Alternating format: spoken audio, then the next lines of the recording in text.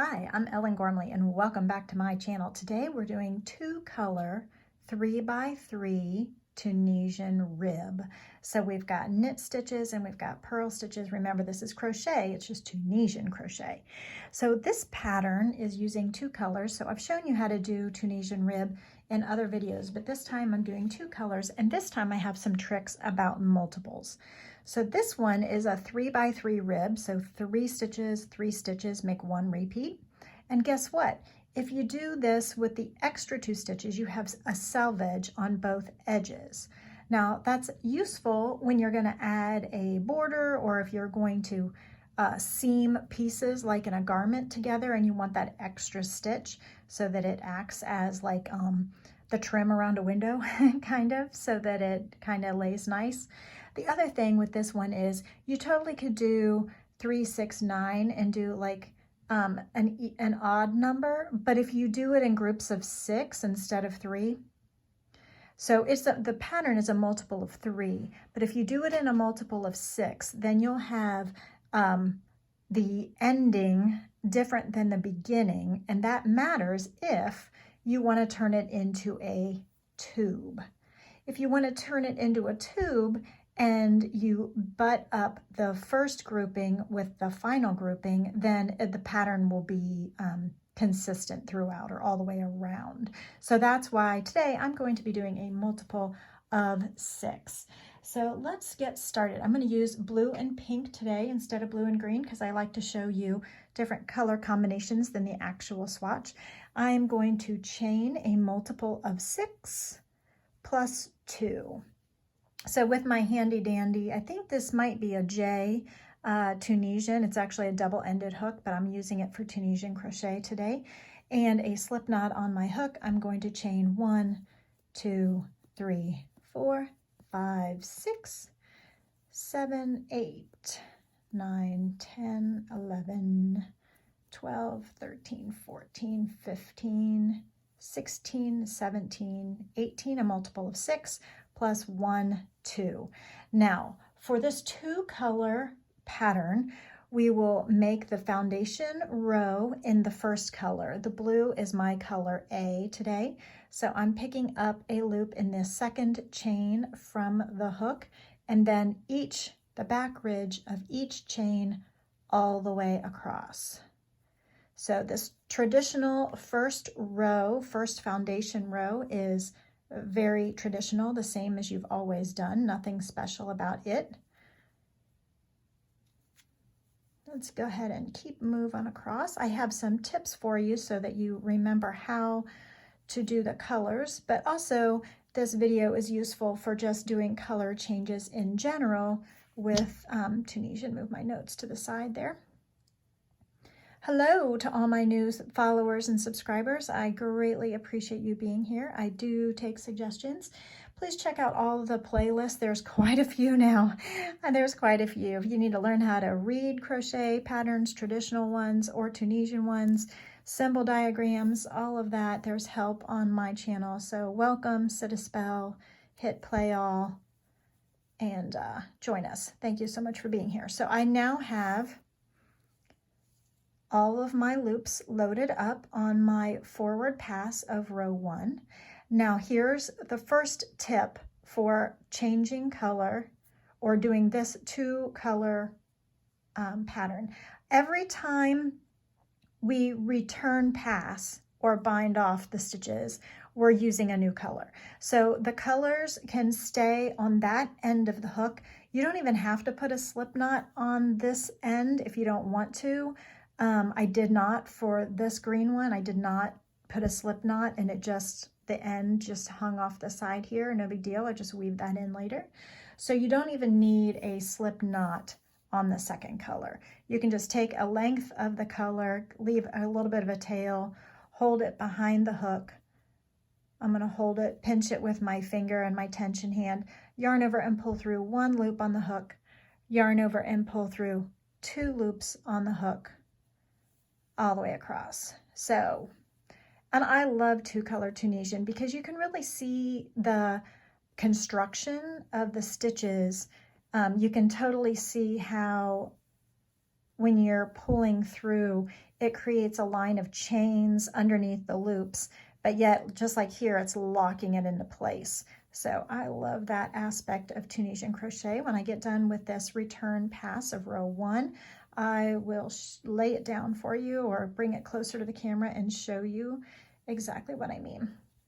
So at the end of row 1, here, let me show you. Okay, so look at that lovely like line of chains underneath those blue loops. So that is one complete row. Put the loop back on my hook.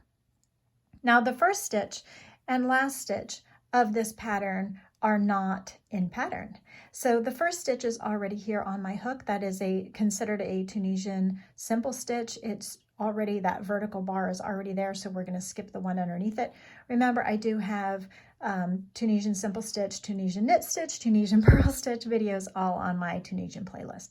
So we're going to do 3 Tunisian knit stitches. Remember to split the front and back bar, stabbing from the front to the back, grabbing the loop and pulling it through the fabric. That's 1 Tunisian knit stitch. We're going to do 3 of them, 1 in each of the next 3 vertical bars.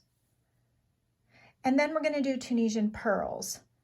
So I'm bringing the yarn in front, I'm bringing the hook as if Tunisian simple stitch, I'm wrapping the yarn around to the back, pulling it through. So it creates a purl bump right here in front of my thumb, above my thumb, a purl bump. And we'll do that 1 for each of the next 3 stitches. So you now have seen it all, but let's continue, shall we? So 3 purls, and I noticed on my swatch that my final row of knit in the knit groups tend to get a little sloppy as I transition from the purl to the knit, or I'm sorry, from the knit to the purl. So when I do my 3rd knit here, I'm going to be careful not to get sloppy with my tension right now as I switch from knit to purl. It's another good reason to swatch, because it shows you some of your eccentricities. And we all have them, it's okay. I love a craft that can only be handmade. Okay, so we finish with 3 purls, 1 in each of the next 3 stitches, and that should yield 1 stitch remaining. So here's where we are. We have 1 stitch remaining. We do in fact have 1 vertical loop there left. And for this pattern, we will Tunisian knit stitch that final stitch, holding the pink and the blue. We're going through 1 strand of each. And on that first one, it's a little tricky since I just have that cut tail there. So now we have pink all on the hook for our forward pass of row 2. And now our return pass of row 2, what do? Well, we're going to use the blue because we're switching colors with every return pass. So returning pass, picking up the blue, yarning over, pulling through 1 stitch, yarning over, pulling through 2, and then repeating the yarn over, pull through 2 all the way across.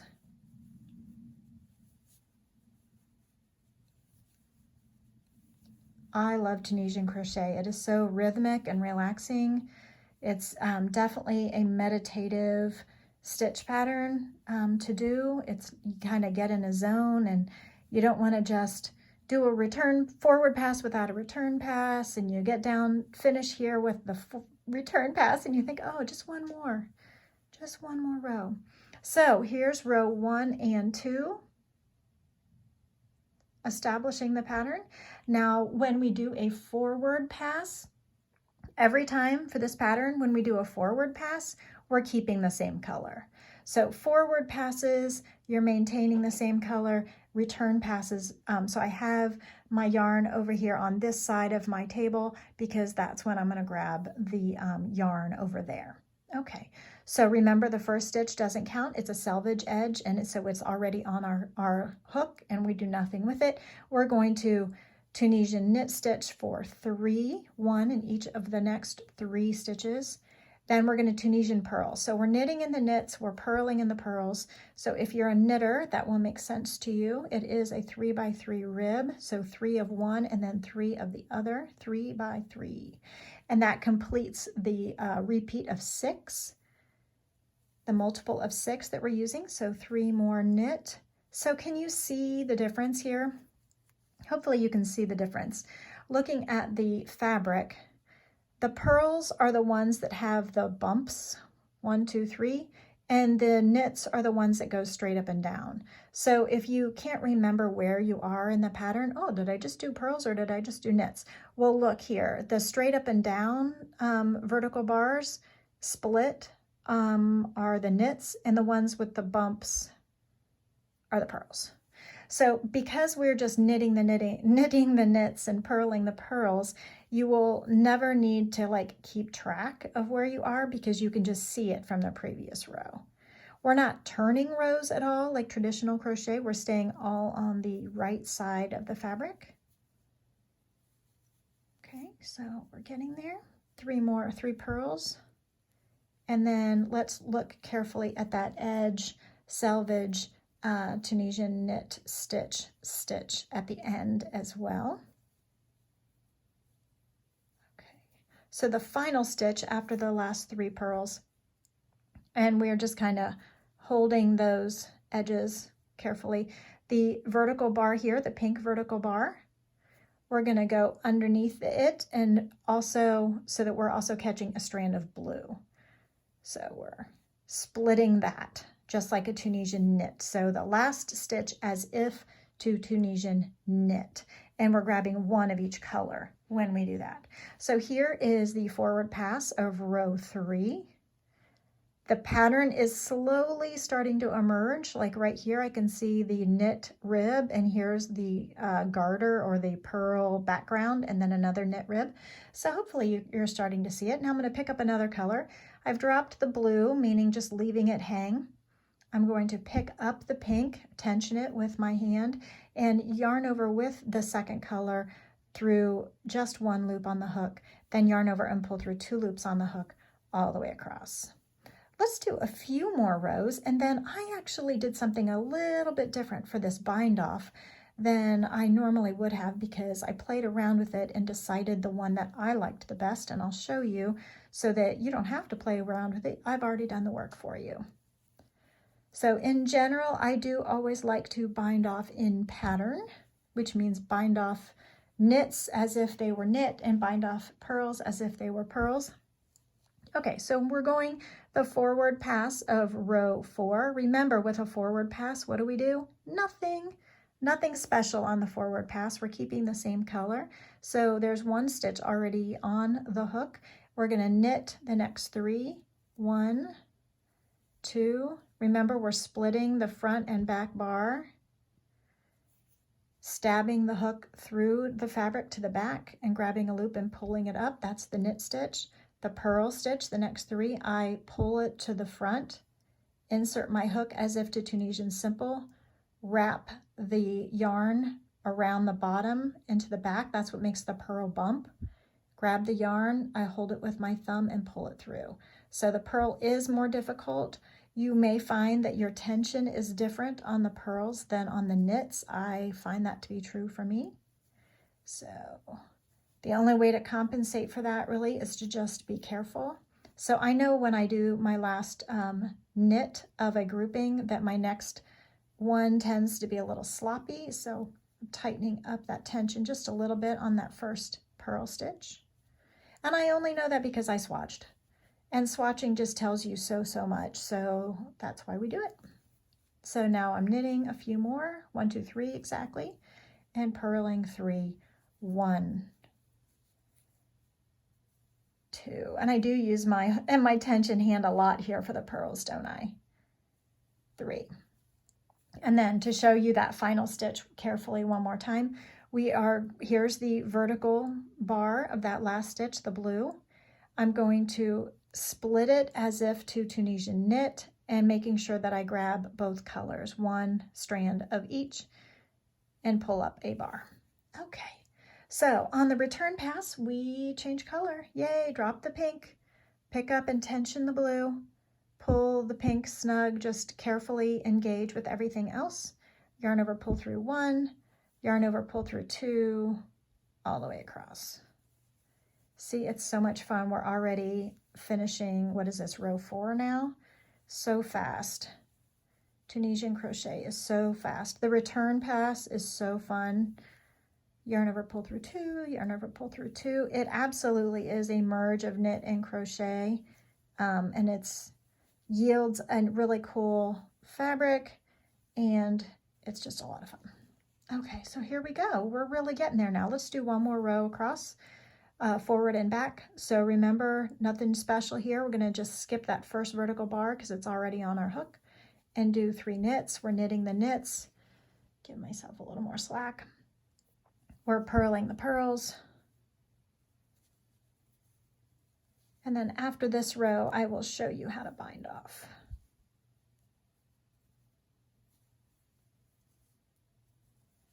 Okay.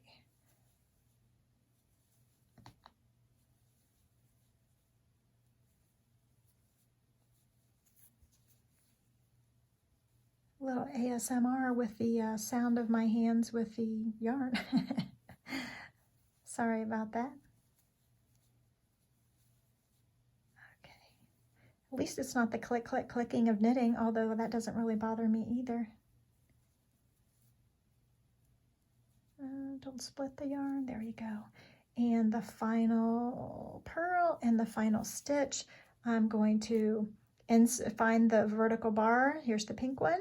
I'm going to insert as if to knit stitch from the front to the back and make sure and grab a pink and a blue, one of each color, and up. Okay, so we will return pass with the new color. Make sure that final stitch is tidy by holding it snug, yarn over and pull through 1, yarn over, pull through 2, yarn over, pull through 2, all the way across. And I think you can finally see the pattern really forming now. So after this return pass, I will show you where we are, and then we'll do the bind off together.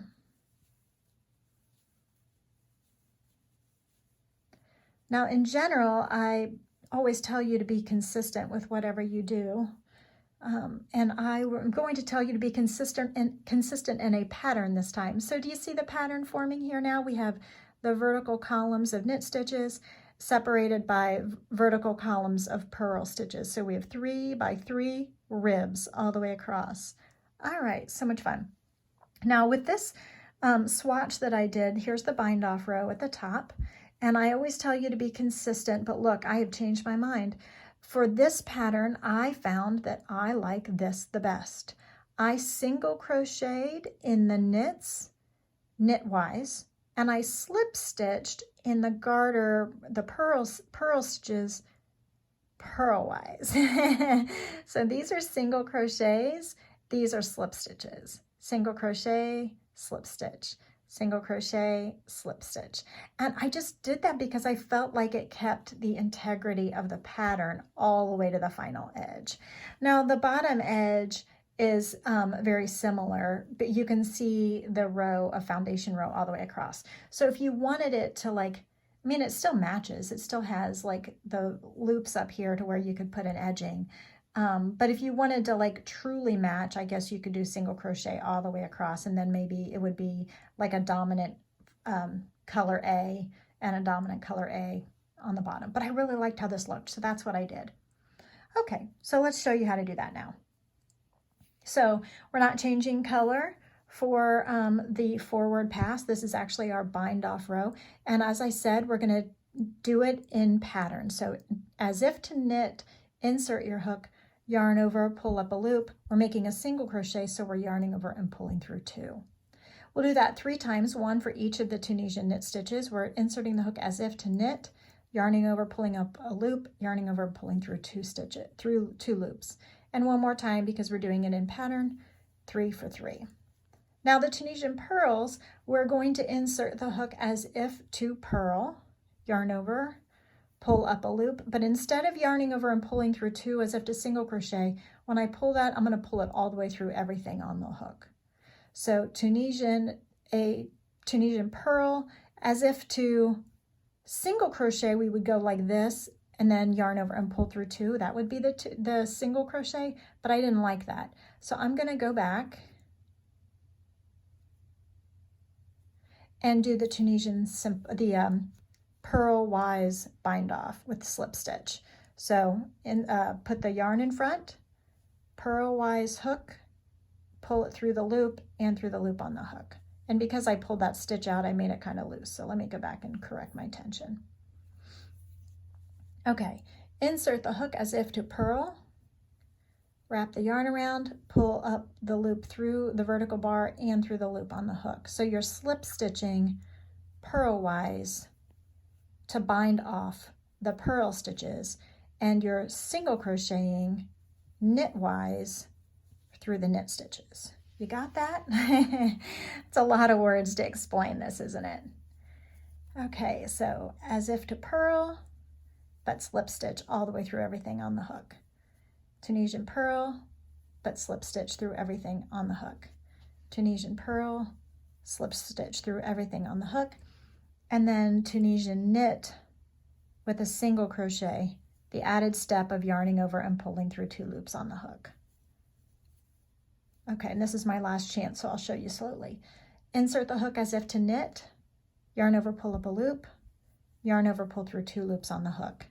Okay, and then purl. These are my last chances to purl to show you. So we're inserting the hook as if to purl and then pulling the yarn through everything on the hook. And then remember that final stitch was knitwise. So we're going to insert the hook knitwise, yarn over, pull up a loop, yarn over, pull through 2 loops on the hook. And that is the bind off for the 2-color 3x3 rib. Now what I'll do is cut this final pink, put the cut tail through the loop and pull tight, and then this other working yarn, the blue yarn down here that I abandoned a while ago, I'm just going to cut 3 to 4 inches, and then I'll weave it in when I weave in my ends. So the ends will only be on this side of the piece because that's the only side that I changed color, and then here we are. And then because it's a 6 multiple of 6, my pattern is an even thing, so if I tube it, it will be a consistent pattern rather than 2 columns of knit next to each other or 2 columns of purl next to each other. I hope you know what I'm trying to say, and I hope you've enjoyed this Tunisian video. Please come back for more videos.